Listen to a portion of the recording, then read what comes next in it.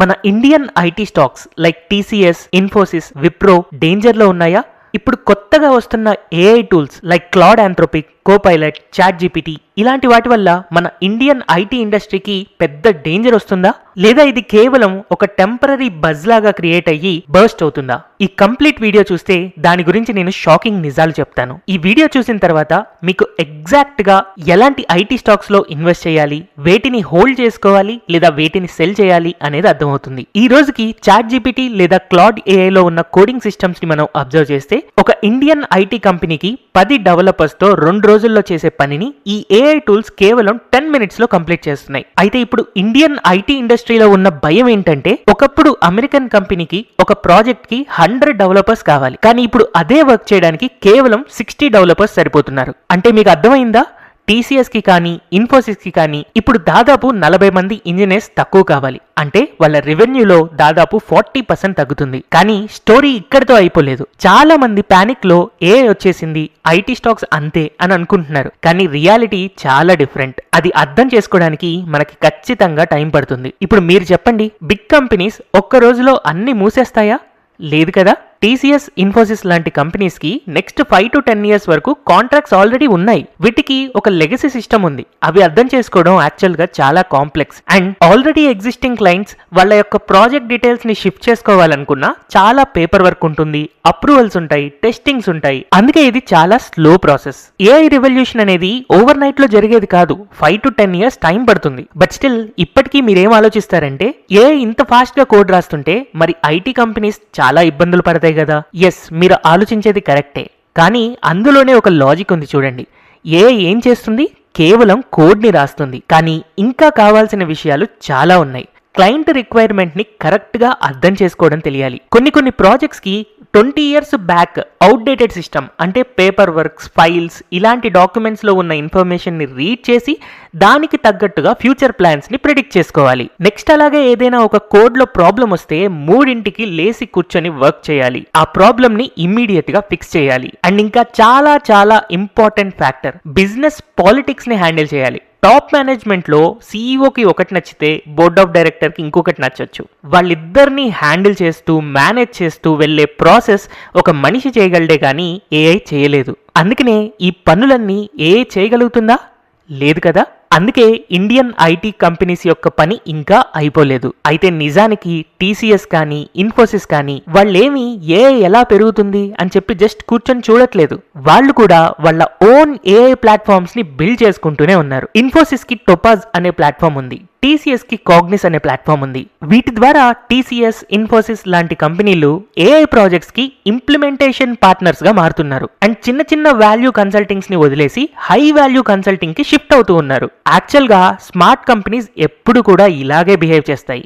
ఏదైనా మార్కెట్లో మార్పులు వస్తే వాటికి అడాప్ట్ అవుతారు, వాటిని రెసిస్ట్ చేయరు. యాక్చువల్ గా ఇక్కడ ఇంకొక లాజిక్ ఉంది. ఏఐ వల్ల ఒక సాఫ్ట్వేర్ డెవలప్మెంట్ కానీ లేకపోతే కోడింగ్ రాయడం కానీ చాలా చీప్ అయిపోతుంది. దీనివల్ల ఏం జరుగుతుందంటే, ఒకప్పుడు కొన్ని చిన్న కంపెనీలు వాళ్ళ బిజినెస్ ని గ్రో చేసుకోవడం కోసం సాఫ్ట్వేర్స్ కావాల్సి ఉంటుంది. కానీ దాన్ని ఎఫర్ట్ చేయలేక మాన్యువల్ మార్కెటింగ్ లేదా మాన్యువల్ సిస్టమ్స్ ని నమ్ముతూ ఉంటారు. కానీ ఇప్పుడు వాళ్ళకి చీప్ సాఫ్ట్వేర్స్ దొరుకుతున్నాయి అని అంటే ఆ చిన్న కంపెనీస్ నుంచి కూడా ఈ ఐటీ కంపెనీస్ కి రెవెన్యూ అనేది జనరేట్ అవుతూ ఉంటుంది. సో పోను ఈ ఐటీ కంపెనీస్ కి డిమాండ్ అనేది ఇంకా పెరుగుతూనే ఉంటుంది. కాకపోతే ఇక్కడ జరిగేది ఏంటంటే జాబ్స్ తగ్గచ్చు. సో యాజ్ అన్ ఇన్వెస్టర్ మనం రెవెన్యూ పార్ట్ మీద కాన్సన్ట్రేట్ చేస్తే డిమాండ్ అనేది మనకి పెరుగుతూనే ఉంది.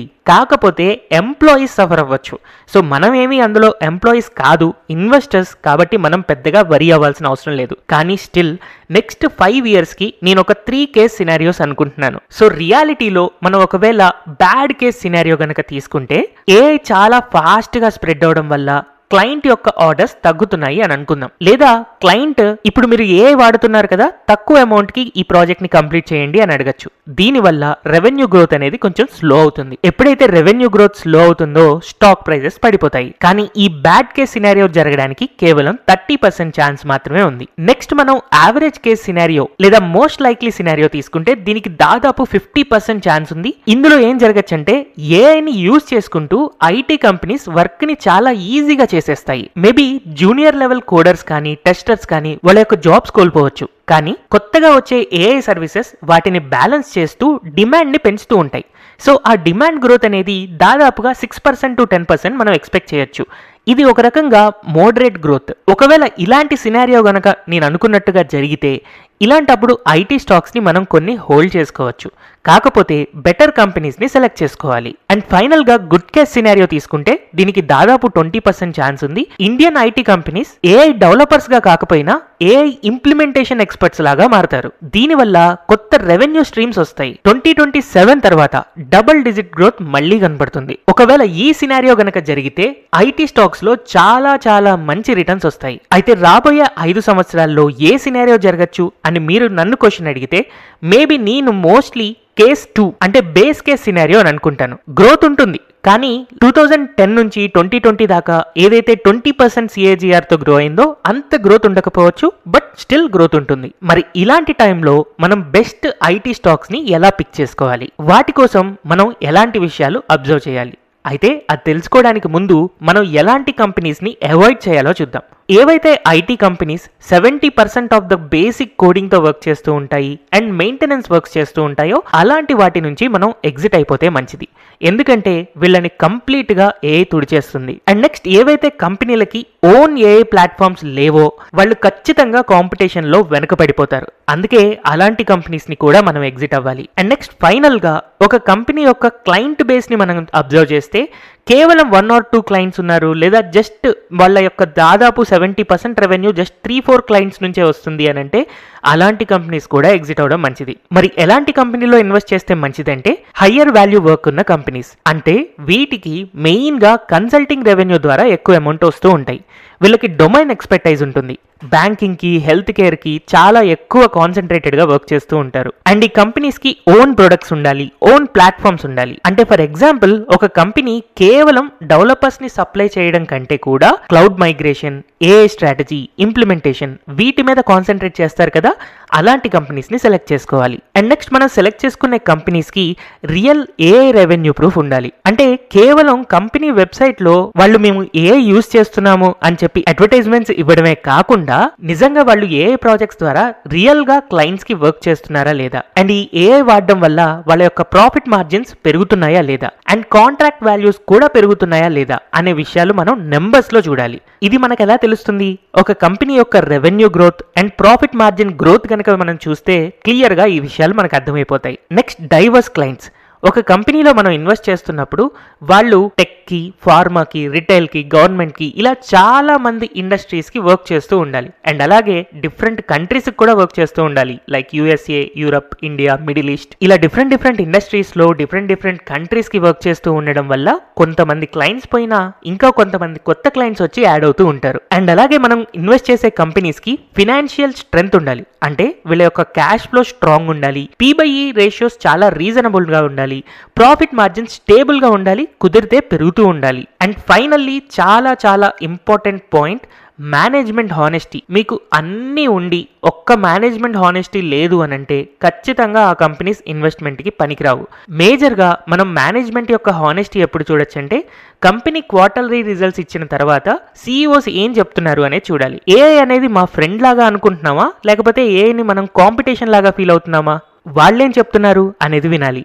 మార్కెట్లో వచ్చే చేంజెస్కి ప్రిపేర్ అవుతున్నారా, వాళ్ళ యొక్క స్టాఫ్కి ట్రైనింగ్, టూల్స్కి ఇన్వెస్ట్ చేస్తున్నారా, ఇలాంటి విషయాలు మనం అర్థం చేసుకోవాలి. ఒక ఇన్వెస్టర్కి హానెస్ట్ మేనేజ్మెంట్ ఉన్న కంపెనీయే బెటర్ ఇన్వెస్ట్మెంట్ కంపెనీ అవుతుంది. సో సింపుల్గా మీరు ఆల్రెడీ ఐటీ స్టాక్స్లో గనక ఇన్వెస్ట్ చేసి ఉంటే, ఈ క్వాలిటీస్ గనక ఉంటే ఆ స్టాక్స్ నుంచి ఎగ్జిట్ అవ్వండి. నెంబర్ 1, కొత్త కాంట్రాక్ట్స్ తగ్గిపోతూ ఉన్నాయి. నెంబర్ 2, జూనియర్ హైరింగ్ అనేది ఆగిపోతుంది. నెంబర్ 3, ఆల్రెడీ ఎగ్జిస్టింగ్ క్లయింట్స్ వాళ్ళ యొక్క స్పెండింగ్ ని కట్ చేస్తూ ఉన్నారు. నెంబర్ 4, మేనేజ్మెంట్ చాలా డిఫెన్సివ్ గా మాట్లాడుతుంది. అంటే ప్రాబ్లమ్స్ ఉంటాయి కానీ జస్ట్ కవర్ చేస్తూ ఉంటారు అంతే. ఈ 4 పాయింట్స్ లో కామన్ గా ఏదైనా 2 పాయింట్స్ ఒక కంపెనీలో ఉన్నాయి అని అంటే ఖచ్చితంగా అలాంటి ఐటీ కంపెనీస్ నుంచి మీరు పూర్తిగా ఎగ్జిట్ అయిపోవచ్చు. అయితే ఫైనల్ గా హానెస్ట్ గా నేను చెప్పేది ఏంటంటే ఏఐ వల్ల స్ట్రక్చరల్ ప్రాబ్లం అయితే ఉంది, కానీ ఐటీ కంపెనీస్ ఏమీ పూర్తిగా మాయమైపోవు. నెక్స్ట్ 5 years లో రియలిస్టిక్ గా ఆలోచిస్తే IT companies 8 to 12% per year తో గ్రో అవుతూనే ఉంటాయి. ఐటీ సెక్టార్లో